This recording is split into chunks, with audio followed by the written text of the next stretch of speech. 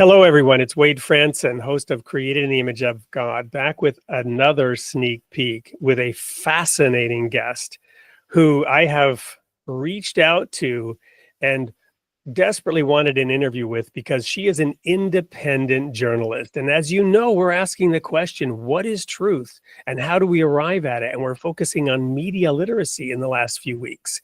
She is an independent journalist whose work appears in Reason, which I subscribe to, by the way, The Atlantic, The New York Times, The Wall Street Journal, Free Press, and others. She's written a bunch of books, and it's not just international relations, but it's individual stories and food.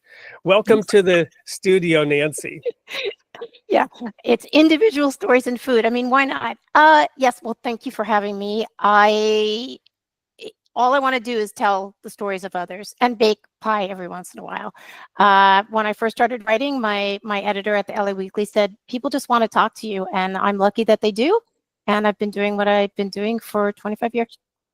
Well, you are a very engaging conversationalist. I already overshared. I can understand how you tell other people's stories so well because you're just a great listener and conversationalist. So what was it that got you interested in doing that from the particular vantage point of what we've called bringing gifts to the altar in telling the other stories, really honoring sort of the sacred nature of those individual points of view?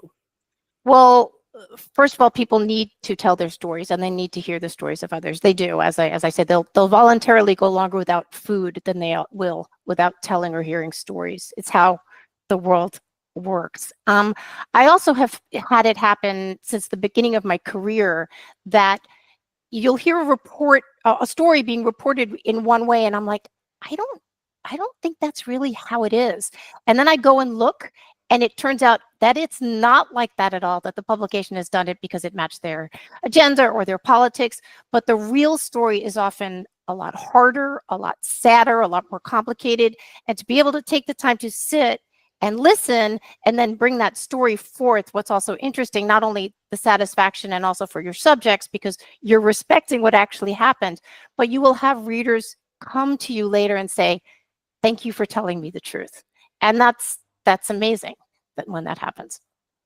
Well, for the audience, we always record this stuff live because the inspiration of the Holy Spirit comes in the moment. I don't know if this is the Holy Spirit or my own weird brain, but as you were talking, I was thinking, of course, Jussie Smollett, right? My family was just watching that, or Justin Baldoni. And it occurred to me how, quantum physics, the observer pollutes the experiment.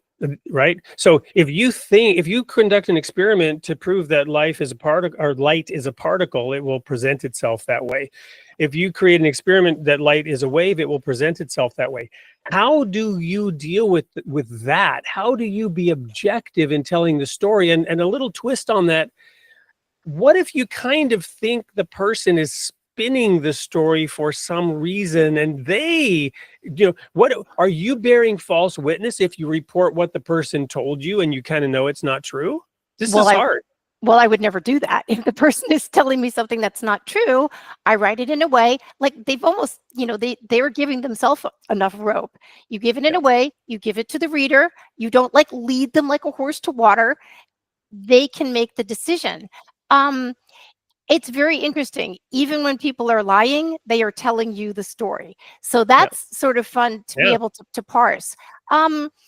Especially, let's say Jussie Smollett, the original story, I could smell right away that was just not true, but it matched the moment. The royal we in the culture wanted to hear stories like this. The best thing that you can do as a journalist, for me, and I realize they call this old school, is you put on your shoes and you go out and you find the story and you talk to people and you tell the reader what people told you and what you saw. If you do these things, most of the time, you're not going to be leading your story astray. And as long as you're honoring what people are telling you, you're going to get the story. Awesome. Well, that's all we have time for in this sneak peek. We're just getting to the tip of the iceberg. You're not going to want to miss this coming week's Tuesday night episode of Created in the Image of God with Nancy Rommelmann, airing at 8 p.m. Central Time. See you there.